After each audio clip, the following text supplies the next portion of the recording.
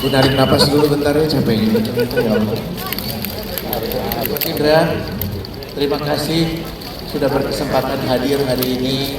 Sehat Coach? Alhamdulillah. Mau sapa dulu kawan-kawan, silahkan. Assalamualaikum warahmatullahi wabarakatuh. Waalaikumsalam. Saya menyesuaikan pakai jaket hijau. Persebaya atau PSIS? Persebaya apa Bang? Persebaya. Ini kayak saya mimpin timnas di GBK, ramai banget. Ya.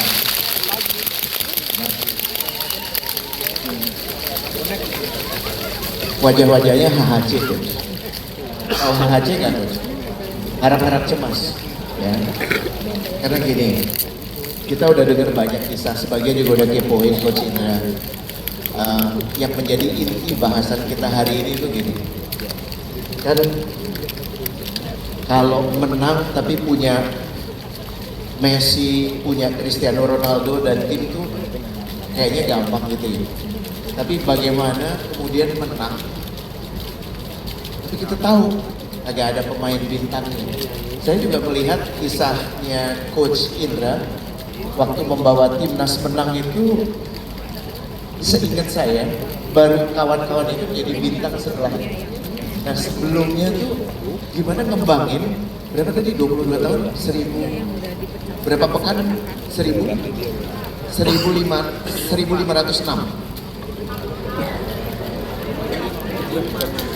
1056 pekan tanpa kemenangan. Itu kan gini ya, kalah lagi. Mungkin kalau kawan-kawan yang di sini perasaan tolak lagi, ditolak lagi, betul nggak?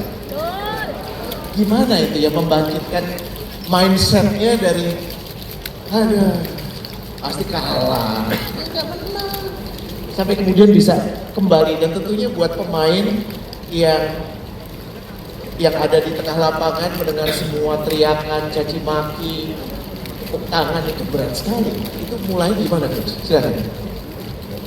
Ya, bismillahirrahmanirrahim. Mau mulai dari mana ini? Memang kayaknya saya ditakdirkan untuk apa tadi? Ada kesejukan di padang pasir ya. Jadi 22 tahun Indonesia nggak pernah satu trofi pun, mulai dari senior sampai junior. Kering banget ya? Kering banget. Dan kita tahun 2013 eranya Evan Dimas CS itu kita juara. Tapi yang benar-benar kemarin itu yang fenomenal juga, setelah 32 tahun Indonesia nggak pernah medali emas, 6 Presiden Republik Indonesia, 8 pelatih asing dan lokal, dan tahun 2023 kita tuntaskan kita medali emas. Dan izin Tuhan pun saya mungkin satu-satunya pelatih baik asing ataupun lokal yang memberikan 4 trofi ke Republik ini.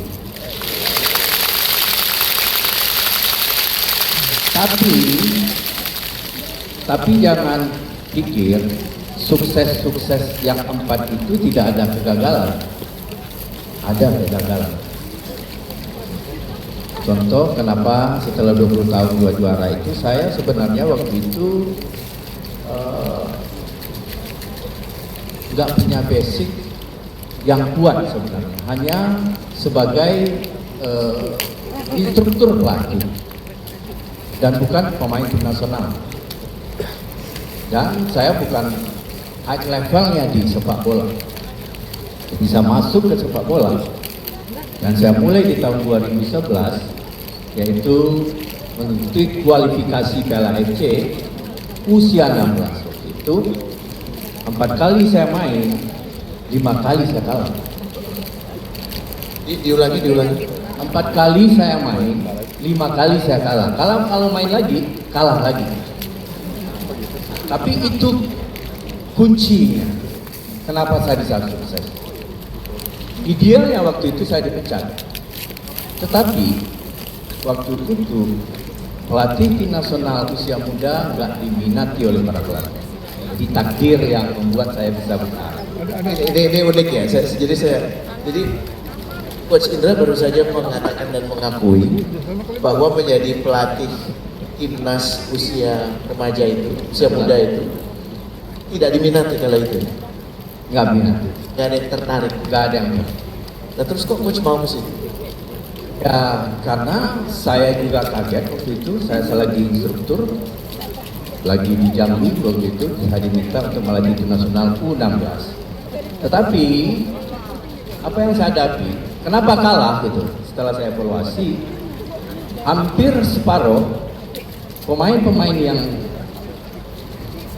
diberikan ke saya oleh PSSI sebanyak 58 orang, itu adalah anak-anak DKI dan sekitarnya.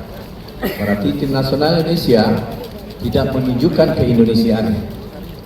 Fakta pertama. Fakta kedua, nggak tahu kenapa dia terpilih. Parameter pemilihan pemain tim nasional waktu itu nggak jelas.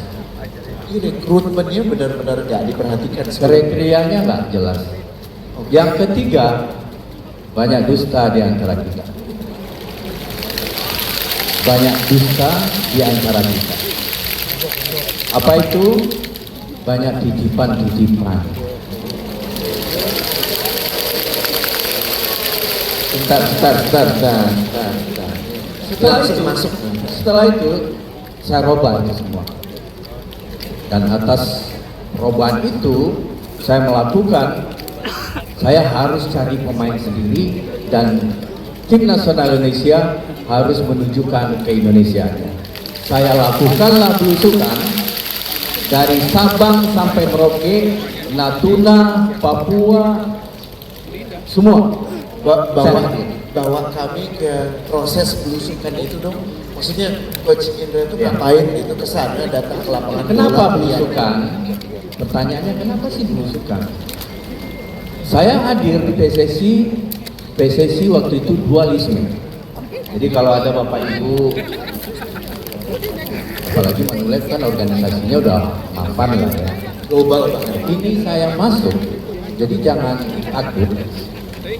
Organisasi dualisme. Ada PSSI yang diakui FIFA, ada PSSI yang diakui FIFA. Dan ini berantem. Dan saya bekerja di situasi seperti itu.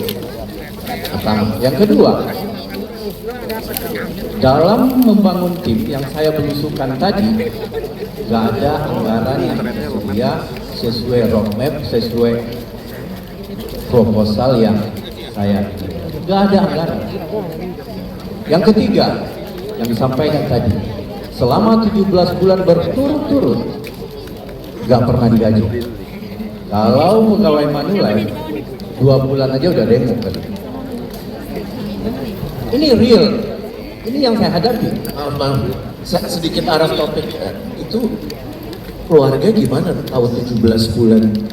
Tanggal 18 September, sebelum tanggal 22 September final Indonesia lawan Vietnam, istri saya mau angkat bendera putih, kita akan pisah. Dan saya bilang, tunggu tanggal 22 September. Kalau saya nggak juara, kalau saya nggak berhasil, saya ikhlas. Saudara, terima kasih. Saya ikhlas. Dan Tuhan gak akan pernah menyia-nyiakan firman-Nya. Kalau dia bekerja niatnya baik, kerjanya keras, dan dia berdoa, Tuhan bilang pasti sukses.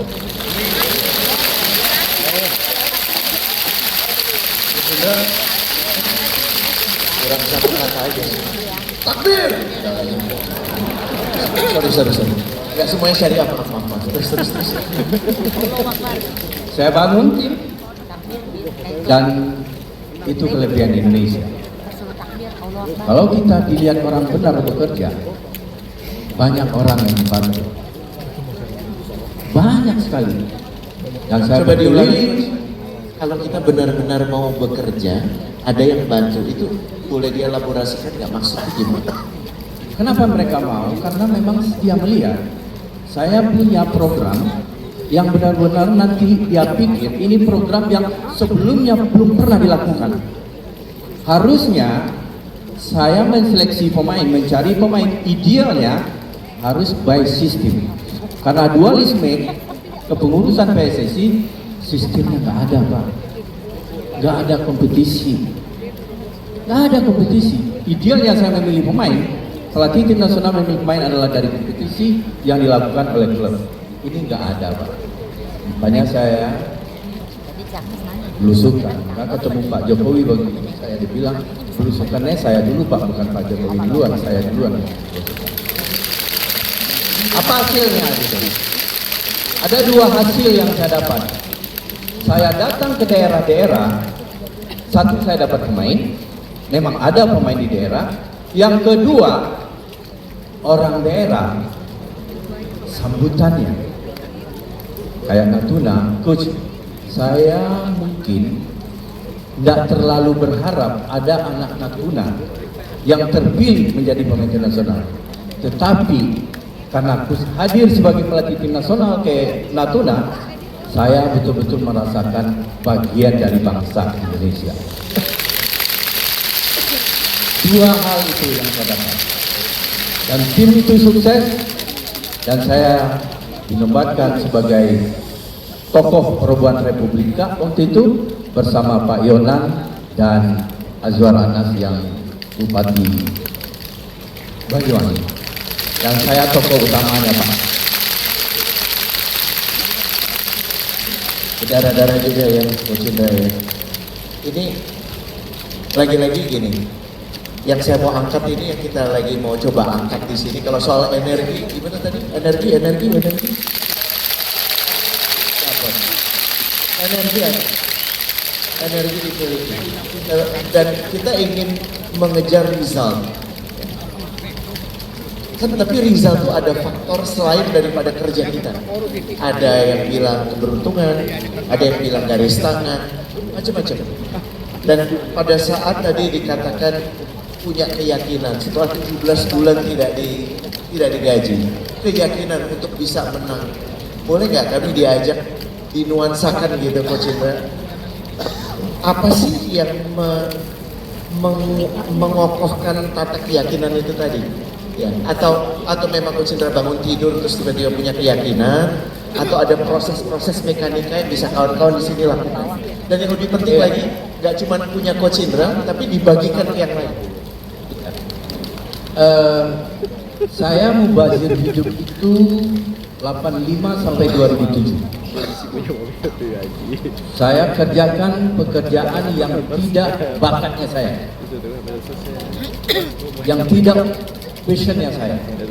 Saya terakhir kepala kantor pos cabang PT Pos Indonesia di Padang. Ini karyawan struktural. Saya lakoni selama 22 tahun. Wow. Tapi coba bayangkan, saya geluti sepak bola ini dari masa 20 tahun sebelumnya, mungkin saya lebih hebat dari sekarang.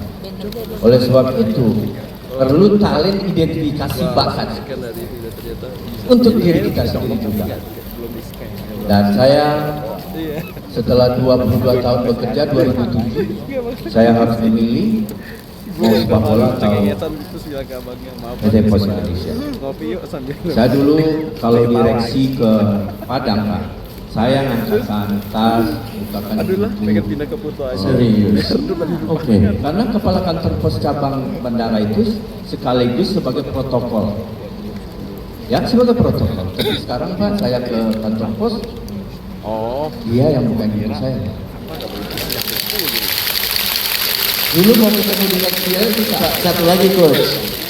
Kalau ditanya siapa direksi kala itu, saya nggak yakin ada yang tahu, nggak yakin ada yang ingat. Tapi kalau ditanya Coach Indra bisa jadi diingat sekali ya. Selama saya 22 tahun itu banyak direksi yang berganti. Ada yang dari Telkom yang saya ingat waktu itu Pak. Iya. Lupa. Tapi poinnya adalah Coach Indra lebih diingat tepuk tangan dulu. Gitu. Nah, apa artinya untuk mungkin teman-teman terutama yang yang agensi ya, yang agensi yang menjadi ujung tombak. Karena ini waktu pendek, saya mungkin mengasih suatu ilustrasi. Mungkin tidak hanya di Manulife, mungkin di pemerintahan juga. Saya pernah berbicara di beberapa tempat, saya sampaikan ini. Manajemen permainan sepak bola. Di situ ada perencanaan, ada game plan di situ. Dan di situ ada posisi-posisi yang bermain yang diatur oleh pelatih. Ada striker, ada bek kanan, ada bek kiri, ada holding midfield, ada winger, ada penjaga gawang, ada pelatih. Saya sarankan kalau mau jadi striker, jadilah striker yang baik. Kalau jadi bek kanan, jadilah bek kanan yang baik. Kalau kiper, jadilah kiper yang baik. Apa yang menjadi tugas dari kiper itu, jalankan dengan baik. Jangan kiper mengerjakan pekerjaan striker. Tetapi 11 pemain ini harus diatur oleh seorang pelatih, dan pelatih sekali-sekali jangan ingin menjadi pemain. Lalu gunanya bagaimana membuat plan, bagaimana mengatur yang 11 ini bermain dengan tujuan mencapai target. Dan sebagai pelatih, jangan pernah menurunkan target. Sebagai pelatih, jangan pernah menurunkan target. Oke, saya sekarang minta Coach Indra jadi coachnya Manulifers. Ya, dan dalam keadaan seperti itu kan gini ya, kalau yang ngegolin ditepukin udah jelas, dia yang ngegolin, ada rekamannya dari sudut kayak drama Korea gitu, dari kanan, dari kiri, dari atas gitu, kelihatan semua proses ngegolin. Cuman yang proses yang tidak dilihat kan siapa yang menyuplai bola, siapa yang memastikan dia punya stamina yang prima. Nah, artinya untuk satu gol yang dihasilkan oleh satu orang ada sistem yang bekerja. Saya catat nih, Coach Indra tuh punya sistem nomor 1, short controllable target. Targetnya harus pendek-pendek dan bisa dikendalikan. Nomor 2, punya standar harian masing-masing orang. Nomor 3, ini menarik ya kawan-kawan ya, emotional safety. Saya ingin Coach Indra bantu para leaders yang ada di sini terkait 3 hal ini supaya pemahaman bahwa walaupun yang ngegolin yang ngegolin paham ya bahwa kau juga tergantung sama sistem. Ya, yang pertama, selalu saya setiap membangun tim, yang pertama saya kumpulkan adalah staf saya. Coach, Staf kepelatihan. Oke. Karena ini penting banget. Apa yang saya sampaikan, kata-kata pertama saya adalah di antara kita yang ber-23, 24 dengan saya, tidak ada yang lebih penting. Saya nggak ada lebih penting dari kitman yang tukang angkat bola. Saya nggak lebih penting dari dokter tim. Saya nggak lebih penting asisten pelatih. Di antara kita ini sama pentingnya dengan tujuan target.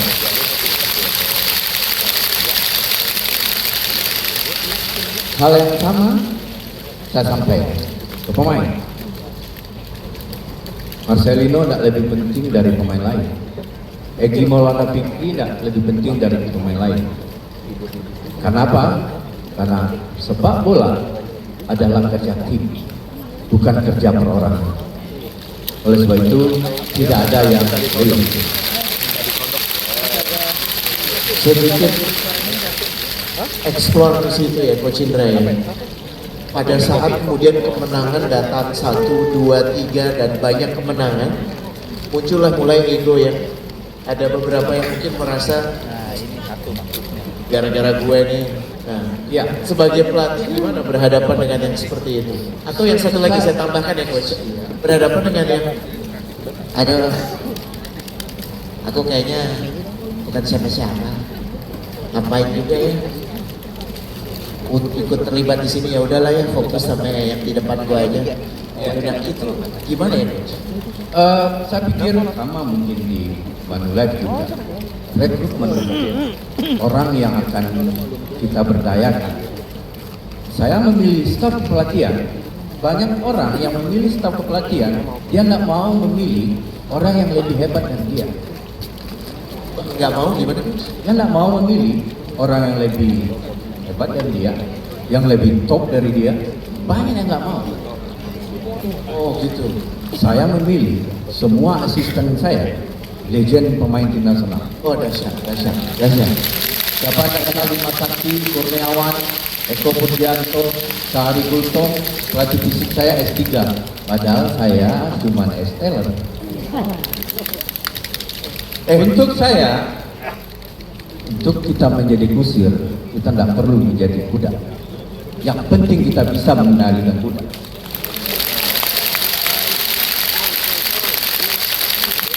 Nggak takut diambil alih Coach? Nggak takut diambil alih sama anak buah yang pintar? Kalau leadership kita, bagaimana kita bisa memanagenya dia? Tidak pernah. Tapi tetap saya bilang ke mereka, walaupun kita tidak ada yang lebih penting, tapi saya bosnya kamu. Evaluasi ada di situ, penilaian ada di situ. Kalau pertanyaannya, mana dia top? Ada enggak kemungkinan? Disitulah kepemimpinan kita. Kita lihat bagaimana reading segini kita membaca situasi. Itu yang kita lakukan dan solid itu semua.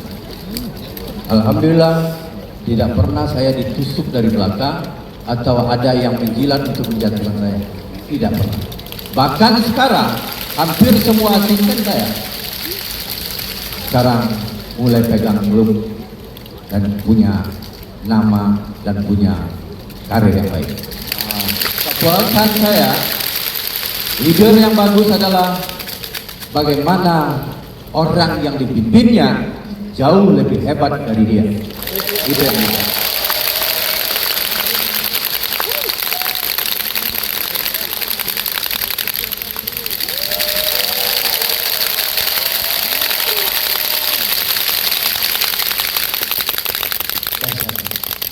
Mahal yang tadi barusan disampaikan, mengingatkan bahwa tidak terintimidasi oleh orang-orang pintar yang ada di bawah, malah justru merasa terbantu dan membuat mereka jadi lebih berkiprah. Malah itulah tanda keberhasilan kita gitu ya Coach. Kita pengennya sih sampai tengah malam nih, cuman saya bisa ditenggelamkan kalau begitu ya. Pertanyaan pamungkas mungkin Coach. Ini saya tahu ini bisa memunculkan kontroversi, tapi nggak apa-apa lah. Ya pengen dengar dari pendapat Coach. Antara merekrut kuantitas sebanyak-banyaknya untuk mendapatkan kualitas. Sementara satu lagi benar-benar merekrut dengan presisi, mencari orang atas dasar ya tadi bakat, keterpanggilan, passion, excitement. Gimana untuk Coach Indra? Dan kira-kira buat titipan kawan-kawan yang ada di sini dalam spotting orang tuh yang Coach Indra lihat apa sih? Cara mereka jalan kah? Cara mereka ngomong kah? Ada hal-hal khusus nggak? Kalau rekrutmen tentu ada kriteria. Kriteria itu tergantung kebutuhan. Kalau tadi kuantitas dulu kah atau kualitas? Kalau saya posisi saya sebagai head coach-nya tim nasional, saya kualitas. Karena Kualitas. kan ya, karena di tim nasional no proses, tidak ada proses. Tim nasional prestasi. Kalau klub mungkin kita bisa coba dulu banyak dulu, kita rekrut dulu. Tetapi kalau di tim nasional kriterianya harus ketat dan harus yang terbaik. Kenapa dia harus terpilih? Sekarang sebagai pelatih banyak alat bantu, sport science, ilmu-ilmu kepelatihan, dan bahkan banyak ilmu-ilmu. Kalau saya tidak hanya sport science yang saya libatkan, tidak fisiknya saja yang saya tes, tidak mentalnya, tidak psikotes saja, banyak hal-hal lain. Kemarin saya dengan Pak Adi Ginanjar ada talent DNA, posisi mana yang anak yang ini yang paling pas untuk dia, itu semuanya kita libatkan. Kenapa? Karena di tim nasional orang tidak tahu yang penting menang. Nggak mau tahu. Tetapi pembinaan di klub. Kalau klub mungkin tadi kuantitas is okay, ya kita bisa bina, kita bisa develop. Mungkin itu perbedaan. Tahan dulu dong. Oke. Saya tahu ini melanggar waktu karena waktunya sudah habis. Tapi bayangkan gini Coach Indra, kawan-kawan yang duduk di sini nggak punya kesempatan untuk duduk bareng samping seperti ini atau tadi kita di ruang tunggu. Boleh nggak Coach Indra seolah-olah bicara ke pribadi masing-masing, jadi tidak ada orang ketiga. Ya pada saat masuk lagi besok kerja hari Selasa dan hari-hari selanjutnya, titipan dari Coach Indra apa sih? Sebagai orang yang pernah menggeret bendera merah putih setinggi-tingginya dan mengambil peran sebanyak-banyaknya, apa sih pesan Coach Indra ke masing-masing Manulifers yang ada di depan ini secara pribadi? Kita bukan Tuhan, kita tidak bisa berkehendak sekehendak hati kita. Kita kadang-kadang sukses, yes, tapi ingat, kadang-kadang kita juga gagal. Sebagai manusia yang terus berproses, dua-duanya ada manfaatnya. Kalau sukses, kenapa kita sukses? Kalau gagal, kenapa kita gagal? Untuk next step. Terima kasih.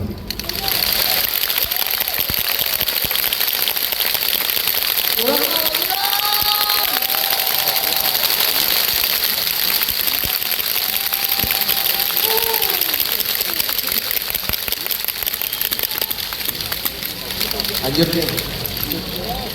Satu hal yang menarik dari obrolan ini, Coach Indra mengingatkan bahwa peran leader itu adalah mengembangkan leader-leader yang ada di bawahnya. Satu hal yang menarik lain yang disampaikan oleh Coach Indra adalah tidak ada satu orang paling hebat pun yang lebih penting dibandingkan kolektif secara keseluruhan. Jadi masuk sebenarnya one team, one goal. Dan yang terakhir, kita semua udah punya garis tangan, tugas kita adalah menuntaskan apa yang dititipkan ke kita. Mau sukses atau gagal, kita bisa belajar dari sana. Tepuk tangan dulu buat Coach Indra. Luar biasa. Ini juara ranking Coach Indra, tokoh perubahan untuk malam Mega Cup 2026. Dan tangan dulu Coach, kita di atas panggung. Kami undang Ibu Lauren dan Ibu Nona untuk atas panggung untuk memberikan token of appreciation. Bu Nona dan juga Ibu Lauren. Manulifers sekali lagi Coach Indra.